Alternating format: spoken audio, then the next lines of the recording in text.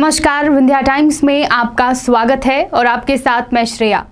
आज फलाने व्यक्ति के घर ईओडब्ल्यू का छापा पड़ा।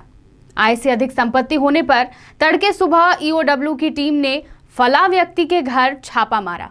ऐसी खबरें आप सुनते रहते होंगे और ऐसी खबरें अखबारों की भी लीड बनती हैं, जहां छोटे से लेकर बड़े अधिकारियों और कर्मचारियों की काली कमाई का पर्दाफाश मध्य प्रदेश ईओडब्ल्यू की टीम करती है। लेकिन क्या आप जानते हैं कि ईओडब्ल्यू की टीम ये पूरी कार्रवाई कैसे करती है, कैसे उन्हें मिली शिकायत की वह पुष्टि करते हैं और आरोपी के पकड़े जाने के बीच और उसके बाद की क्या प्रक्रिया होती है। आज के इस वीडियो में हम आपको इसी प्रक्रिया से अवगत कराएंगे। ईओडब्ल्यू कैसे काम करती है और कैसे शिकायत का सत्यापन होता है, कार्रवाई के बाद की क्या प्रक्रिया है वो बताएंगे। शिकायतकर्ता की शिकायत करने के बाद सबसे पहले होता है शिकायत का सत्यापन। लोकायुक्त और ईओडब्ल्यू दोनों जांच एजेंसियों को शिकायत गुमनाम और नामजद मिलती है। दोनों ही मामलों में दी गई सूचना का सत्यापन करना पड़ता है। सत्यापन में आय, व्यय और निवेश की जानकारी निकाली जाती है। नामजद शिकायत में संबंधित से संपर्क कर कई चीजें जुटाने में आसानी होती है। आय से 10% अधिक संपत्ति की पुष्टि होने पर प्रकरण को ईओडब्ल्यू डीजी को भेजा जाता है। इसी तरह लोकायुक्त भोपाल मुख्यालय से भी अनुमति लेनी पड़ती है। कई बार टीआई या उससे ऊपर रैंक के अधिकारी के पास मुखबिर से किसी की सूचना मिलती है तो उसे नोट कर वेरीफाई किया जाता है। शिकायतकर्ता का नाम गोपनीय रखा जाता है और मुख्यालय से परीक्षण के बाद ही कार्यवाही को अनुमति मिलती है। इसके बाद छापे से पहले कार्यवाही की गोपनीयता के चलते सीआरपीसी की धारा 93 के तहत संबंधित जिले के विशेष न्यायाधीश से सर्च वारंट लेना पड़ता है। अमूमन ये एक दिन पहले ही ले लिया जाता है। सर्च वारंट के आदेश का पूरा मजमून तैयार कर विवेचक ले जाता है। कोर्ट में वह जज को नमस्कार कर खड़ा हो जाता है। ये इशारा होता है। संबंधित जज अपने चैम्बर में चले जाते हैं।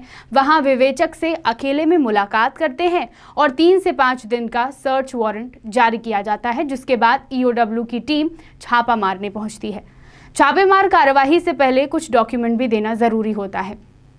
ये कुछ डॉक्यूमेंट छापेमारी से पहले और कुछ छापेमारी के बाद दिए जाते हैं, जैसे कि एसपी का लेटर, संबंधित केस की दर्ज एफआईआर की कॉपी, सर्च के लोकेशन की जानकारी देनी पड़ती है और छापे के बाद तलाशी में क्या मिला, क्या जब्ती बनी, इसकी जानकारी भी संबंधित जज को देना होता है। कभी भी कहीं भी जब भी ईओडब्ल्यू का छापा पड़ता है तो आपने सुना होगा हमेशा सुबह ही छापेमार कार्रवाई होती है। दरअसल इसके पीछे की भी एक वजह है।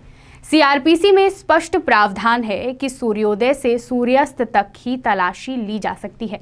विपरीत हालत में ही रात में सर्च करने की अनुमति होती है। इसलिए हमेशा तड़के सुबह ही छापामार कार्यवाही की जाती है। ईओडब्ल्यू की टीम में पंच साक्षी भी होते हैं।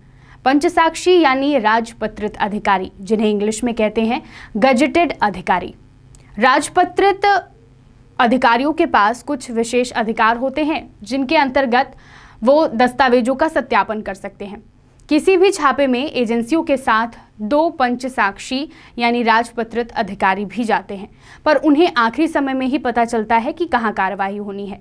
एसपी के लेटर पर कलेक्टर दोनों अधिकारियों को आदेश जारी करते हैं। अब बढ़ते हैं आगे की कार्यवाही की तरफ।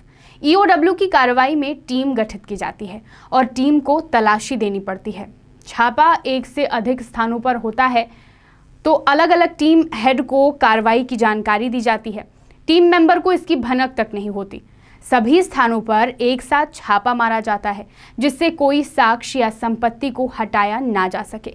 छापे से पहले संबंधित व्यक्ति को सर्च वारंट दिखाया जाता है, कार्रवाई के बारे में बताया जाता है, फिर वह अंदर दाखिल होने वाली टीम के सदस्यों की तलाशी लेता है। इसी तरह की तलाशी छापे की कार्रवाई पूरी होने के बाद भी करानी पड़ती है। अब आपको बताते हैं कि कार्यवाही के दौरान क्या क्या होता है। लोकायुक्त के रिटायर्ड डीएसपी सतीश मिश्रा ने बताया कि छापे के दौरान संबंधित व्यक्ति के मकान, दुकान या घर के एक-एक कमरे की तलाशी ली जाती है। कमरों में मिले एक-एक सामान की सूची तैयार की जाती है।